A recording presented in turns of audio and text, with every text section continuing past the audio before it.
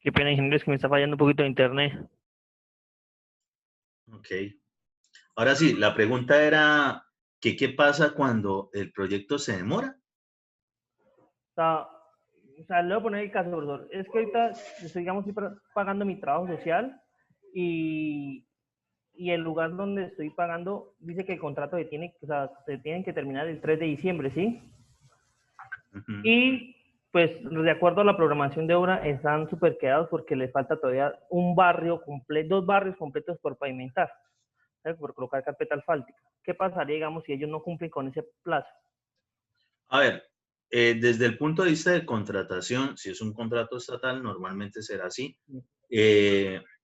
Pues tendrían que haber hablado precisamente con la interventoría y haber solicitado una ampliación en tiempo.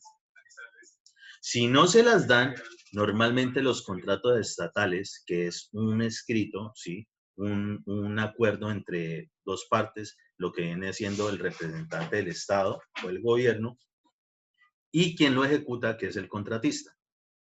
En ese caso, normalmente dentro de ese escrito viene algo que se denominan cláusulas. Alguna tendrá que ver específicamente con lo que tiene que ver con el tiempo.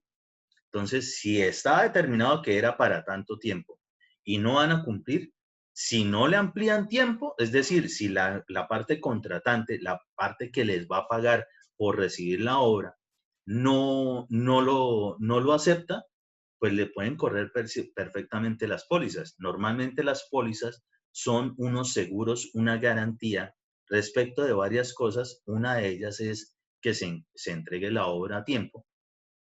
Y si es el caso, pues recibirán su multa. Y hasta ahí llega el contrato. Se lo liquidan unilateralmente.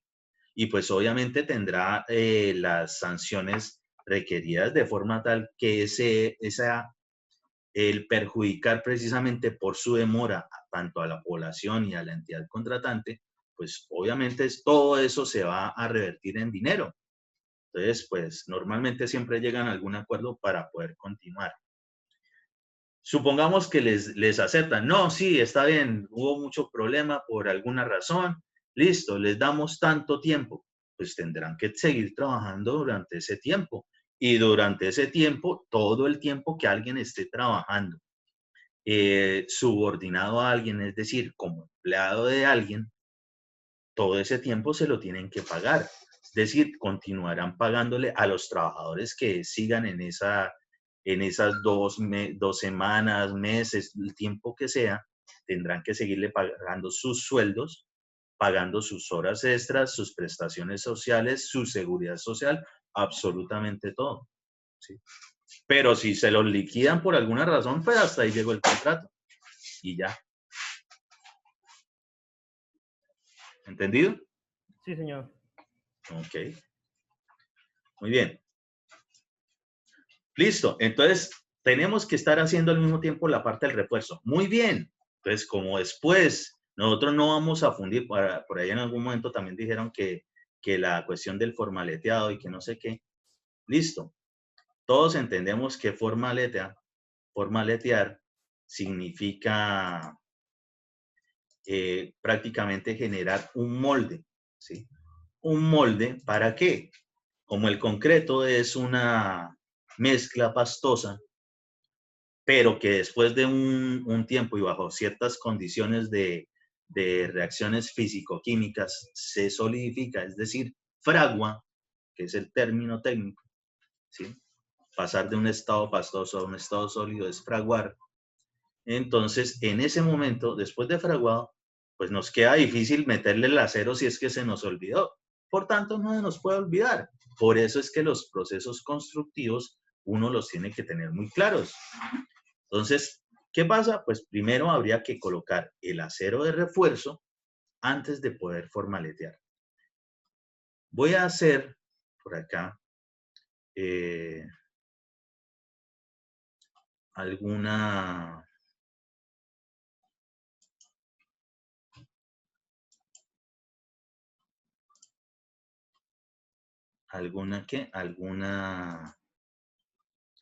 alguna especie de símil de lo que vendría siendo una formaleta, ¿sí? Se van a imaginar qué es eso. Yo le voy a poner ahorita otro colorcito.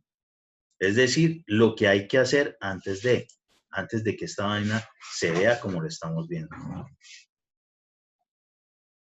Vamos a ponerla por ahí como ¿para qué? Para darle...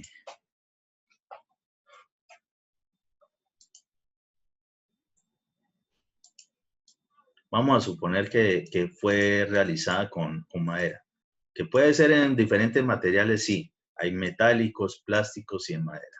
Esos son los materiales que utilizamos precisamente para formaletear. Supongamos algo como eso, ahí de rapidez, de manera académica. Nosotros esto lo armamos, sea que lo alquilemos, sea que lo compremos, sea que lo estemos fabricando en el sitio.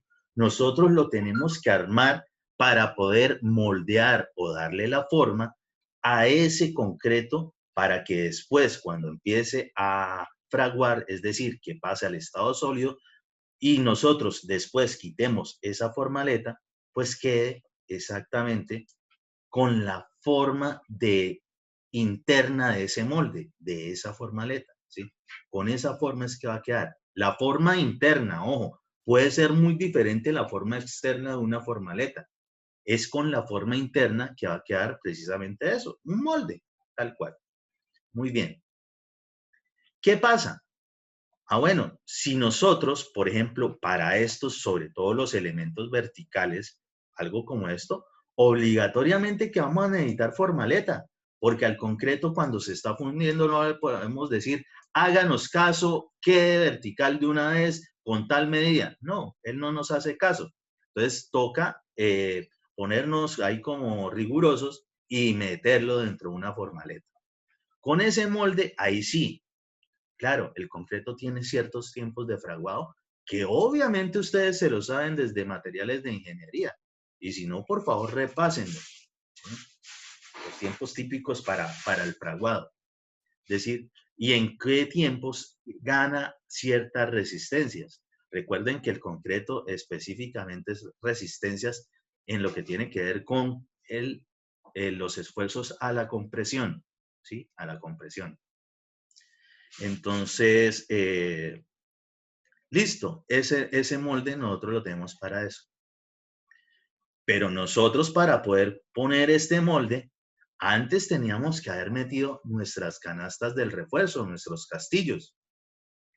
Después de colocar este molde, ¿cómo le vamos a meter también el acero? Entonces, también hay que tener en cuenta que lo primero que hay que hacer es la ubicación del acero del refuerzo cuando vamos a fundir concreto reforzado. Muy bien, en algunos casos sí hay que formaletear antes, sí, en algunos casos. Lo vamos a entender aquí de una vez.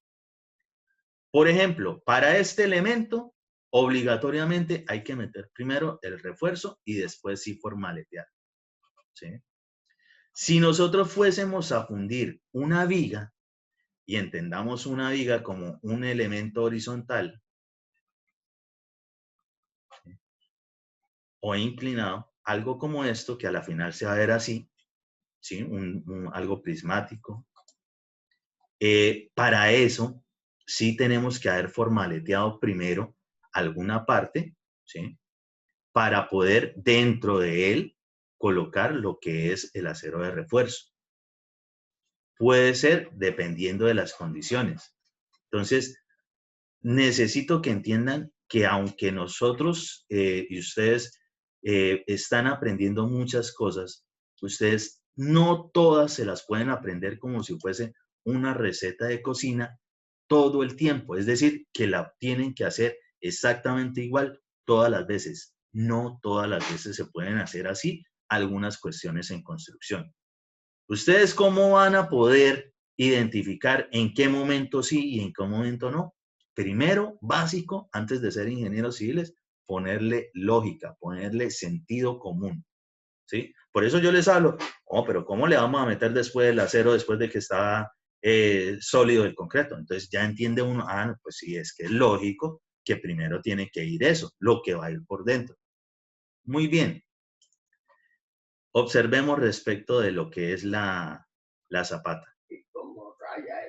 Para el caso de esto, de lo que es la parte inicial de la zapata, normalmente lo que va dentro de ella es la parrilla y los arranques del acero longitudinal. ¿Qué tendríamos que hacer? ¿Formaletear primero o colocar el acero?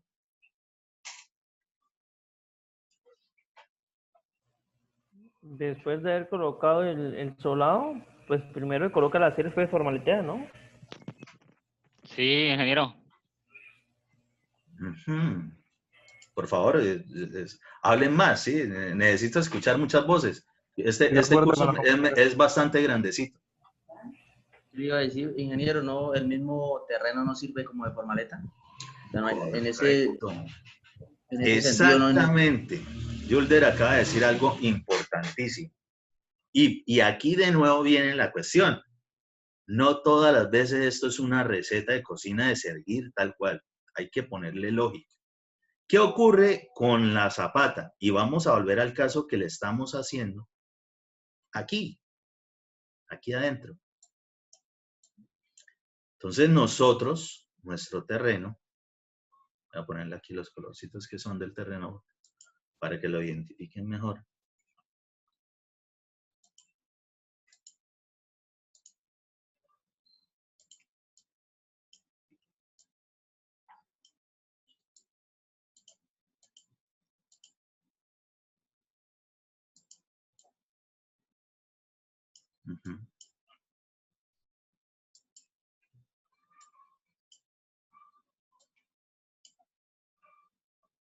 Nosotros aquí, cuando excavamos, ojo, esto normalmente, lo que son las paredes del terreno, sí van a permanecer más o menos estables, dependiendo del ancho de la excavación. También hay momentos donde es necesario realizar cierto tipo de actividad para garantizar de que ese terreno no se va a colapsar, no se va a desbarrancar, que es lo que se conoce como el entibado, ¿sí? Entibar significa es generar un tipo de formaleta o soporte que me logre mantener esas paredes del terreno en una excavación, ¿sí? Que no colapse, que no se derrumbe. Entonces, supongamos, y normalmente para lo que son las zapatas normalmente no son muy profundas, ¿sí? Pueden estar más o menos sobre el máximo 5 o 6 metros. De ahí para allá normalmente se utilizan otro tipo de cimentaciones. Vamos a suponer sobre esas medidas, 5 o 6 metros. Supongamos que lo que va a venir acá es un edificio. Muy bien. Si las condiciones del terreno lo permiten, ¿sí? Esas mismas paredes del terreno van a convertirse en el molde para esa parte inicial de la zapata. ¿Cómo así? Pues claro, si nosotros nos podemos evitar tener que elaborar, comprar, alquilar algo que en la naturaleza ya lo tenemos, que la misma excavación nos lo está proporcionando, que es ese molde de esa parte inicial de la zapata, pues lo aprovechamos, ¿sí? No le vamos a meter, por ejemplo, por aquí tablas, vamos a empezar a excavar más hacia los lados, a meter tablas. Y ojo, recordemos que esto sí está con las medidas que nos dice el plano, que debe ser la medida final terminada de la zapata. Entonces, estas mismas caras de terreno, sin necesidad de elaborar algún molde, esto ya se va a convertir en el molde, pues lo vamos a aprovechar precisamente para esa fundición de la zapata. Entonces, ojo, normalmente, a no ser de que el terreno, una vez más, no es absolutamente acto de fe, ¿sí? Desde que las condiciones lo ameriten, la mayoría de las veces la parte inicial de las zapatas, el mismo terreno es el molde, es decir, el mismo terreno tiene las condiciones para generar ese formaleteado del concreto. Es decir, que nos estamos evitando hacer esto. Ahora bien, vamos a suponer, y vamos a ir allá, vamos a suponer que esto lo estamos fundiendo. Vamos a ver esto por aquí.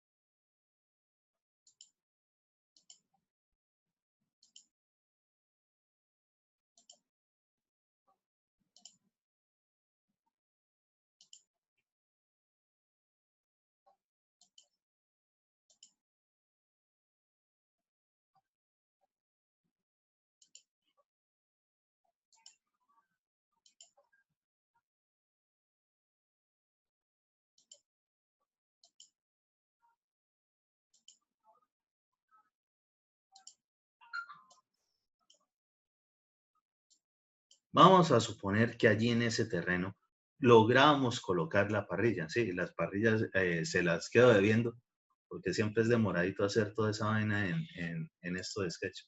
Pero pues ustedes sí se imaginan, ya saben que allí sí tiene que estar primero el refuerzo en la posición que tiene que ir. Luego de eso, bueno, el mismo terreno me da como para fundir esa parte inicial. Obviamente por aquí, por el centro, tendrán que estar los aceros correspondientes al arranque de la columna, ¿sí? Veremos por allí muy seguramente algunos flejes, por aquí, por el centro. ¿Qué pasa? Bueno, hasta el momento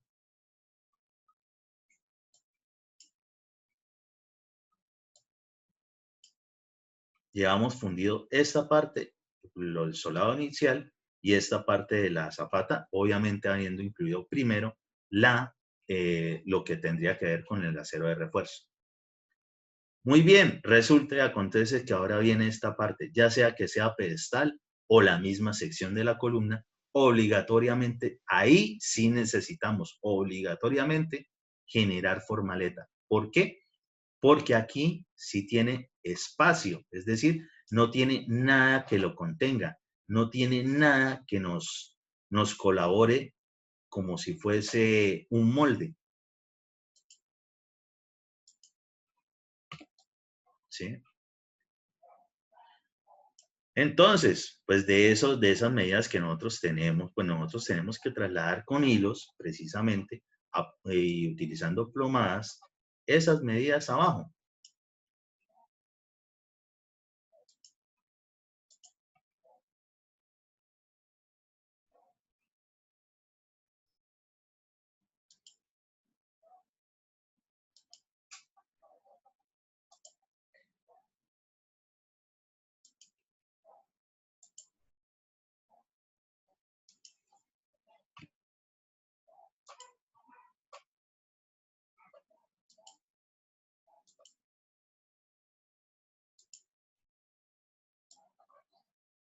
¿Sí?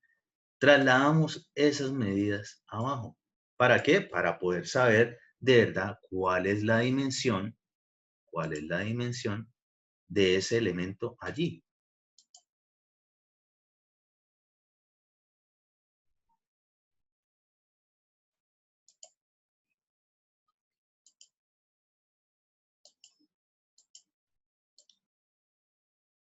Muy bien. Quiere decir de que nuestro molde, lo que sea que le vayamos a colocar, tiene que estar es de ahí para afuera. El molde internamente, es decir, nuestra formaleta interna, tiene que garantizarnos que esto vaya a continuar así de forma vertical. Ingeniero, una pregunta. Sí, hágala. Ingeniero, digamos, cuando uno hace una zapata, digamos, en una esquina, digamos, colindante con un vecino, ¿esa columna iría en el centro o cómo? Porque No, normalmente cuando tenemos colindantes, sobre todo las que son laterales, normalmente se convierten en lo que se denominan zapatas excéntricas. Por eso les digo que ustedes sí todos tienen que buscar todos los tipos de cimentaciones que hay. La gran mayoría ya lo está viendo o ya lo vio, ¿sí? O algún día lo irá a ver, eso sí, fijo. Pero para el caso, allí normalmente la zapata es lo que se denomina una zapata excéntrica. Y recordemos rapidito en materia de planos, ¿qué vendría siendo una zapata excéntrica? Por ejemplo, algo como esto. Excéntrica significa que no está en el centro. Una zapata céntrica es donde el arranque, ya sea para pedestal o para las columnas, se encuentra exactamente en el centro. Algo como esto, ¿sí? Algo como esto. Esta es una zapata excéntrica típica de lo que son las laterales que están colindantes con los vecinos, es decir, lo que tiene una delimitación con otra construcción. Normalmente es así, ¿sí? ¿Se entiende?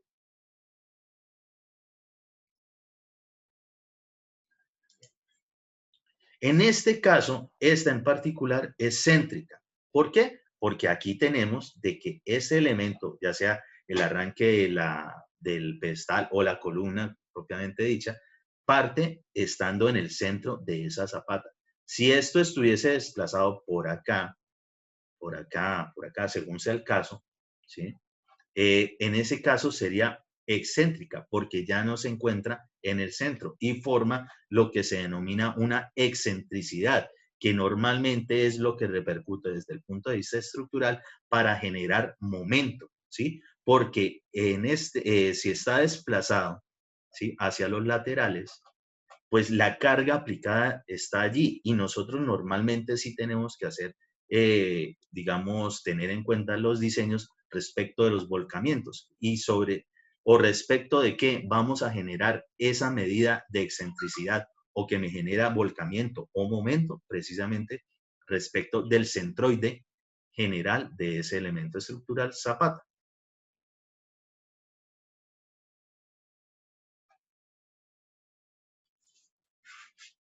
¿Entendido eso? Sí, ingeniero. Sí, Ok. sí, ingeniero.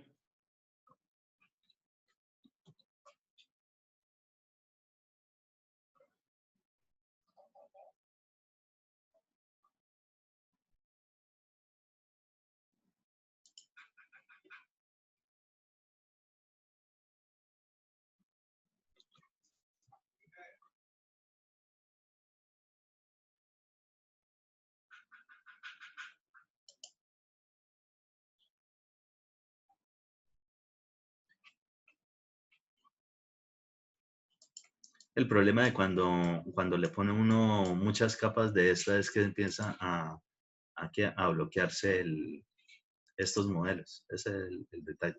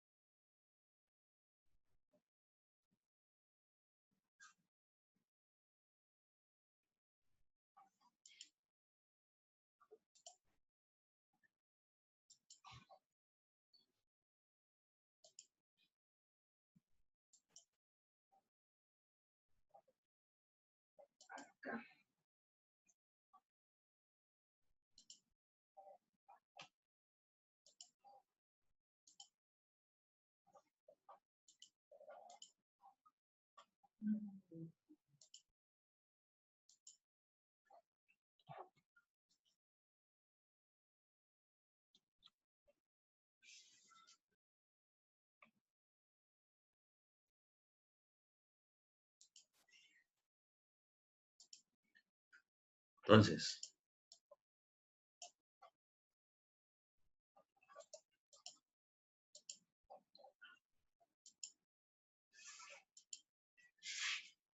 ¿listo? Vamos a suponer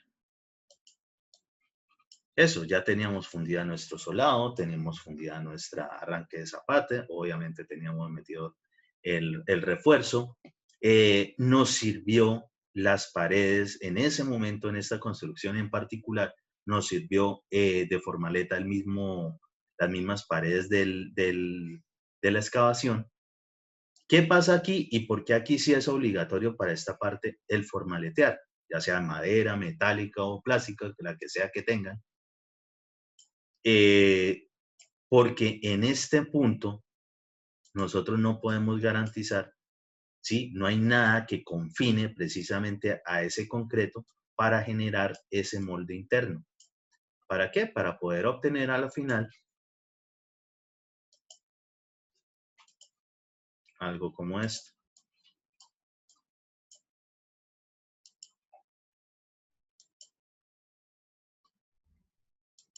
¿Sí?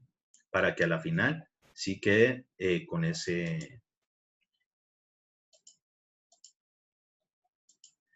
ese acabado, que es el acabado interno de ese molde, es decir, de la formaleta. Entonces, en este momento sí es obligación, porque aquí sí no teníamos nada que nos ayudara. Sí, el terreno está por acá, está muy lejos. Obligatoriamente sí necesitamos aquí formaleta. Y ojo, la formaleta normalmente sí requiere de algunos soportes, algo para garantizar de que ella quede bien vertical en este caso. ¿Cómo manejamos las verticalidades? Con las plomadas. Un momentico, ya soluciono por aquí una cosita.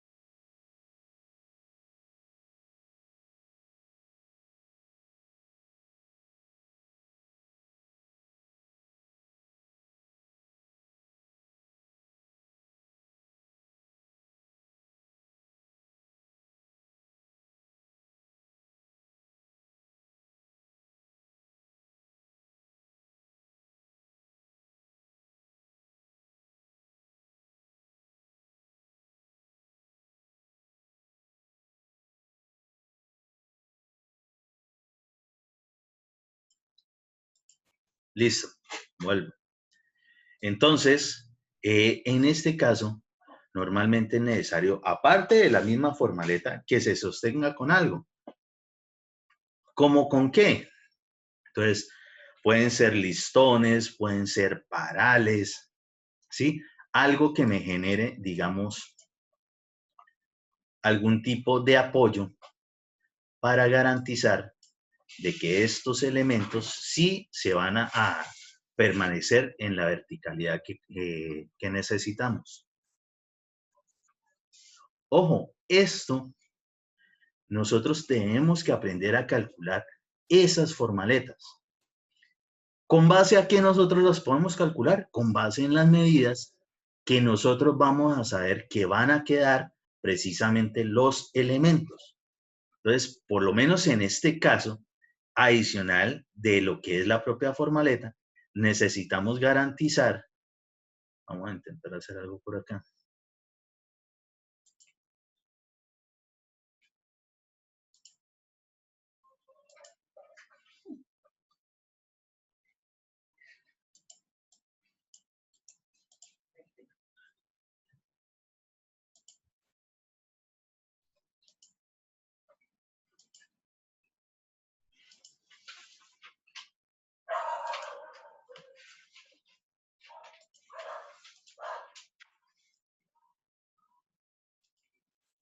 ¿sí? Hagan de cuenta eso, garantizar de que él no se va a mover, que va a quedar de verdad en la medida, en la posición, ¿sí? En la posición donde están los ejes que nosotros tuvimos todo el cuidado precisamente de pasarlos allí.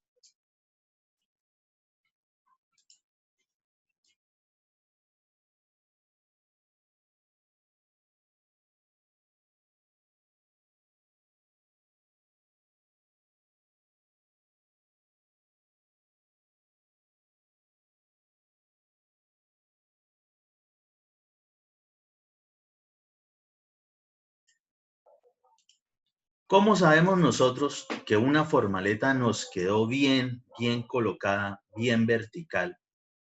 ¿Sí? Que sí cumple con la posición o ubicación que nosotros hemos trasladado desde esos ejes, hilos y demás que ya habíamos colocado allí en el terreno. ¿Cómo sabemos de que ese elemento sí está vertical y que esta columna o ese arranque de zapata, en este caso, no nos va a quedar torcida? ¿Cómo creen o cómo saben? Con la plomada. Con la plomada, correcto.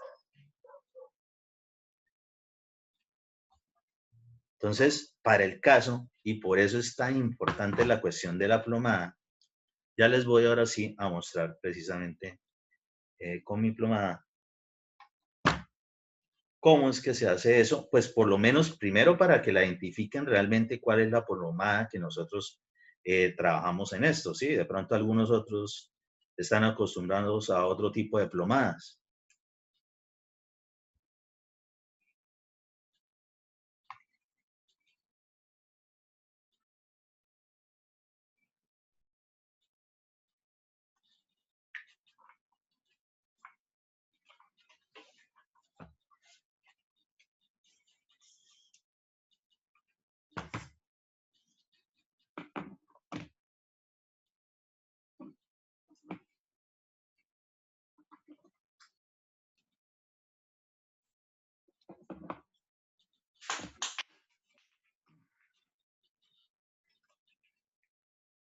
Ok, ahora sí. Entonces, resulta y acontece que esta sí es una típica plomada. Ojo, este elemento que vemos aquí puede ser perfectamente en otro material. Para el caso de la que tengo acá es plástico. Esto puede ser en madera, puede ser en otro tipo de material, ¿sí? ¿Qué les decía la otra vez en una clase que diferencia entre, por ejemplo, la punto centro, que la gran mayoría sí trabajó en algún momento en topografía, es precisamente el elemento pesado, ¿sí? Él no es solamente una punta, sino que tiene precisamente esta medida de esta cabeza, ¿sí? Que casualmente sí tiene que coincidir con ese otro elemento, lo que se denomina el taco, ¿sí? Un taco. Esta medida por acá y por acá, es decir, el diámetro de este redondete de la parte del plomo coincide con la longitud del taco. Y el cordel debe pasar por el centro de ese taco y debe estar al centro precisamente de esa plomada, ¿sí? Así se garantiza. ¿Qué pasa con esto? Bueno, esta parte es la que se coloca normalmente contra algo, por ejemplo, contra un muro, contra una formaleta para verificar verticalidad. ¿Cómo se garantiza que se garantiza la verticalidad? Precisamente porque al estabilizarse el movimiento precisamente de esa plomada, supongamos esto, que estamos verificando la verticalidad allí, la distancia que ocurre acá no debe ser superior, por ejemplo, de una tarjeta de crédito, de su cédula, eso sí, todos tienen cédula, ¿sí? Es algo muy mínimo, unos 2 milímetros máximo. Obviamente esto es un elemento artesanal, ¿sí? Tradicional en construcción, claro que sí. Que existen ahora muchos otros equipos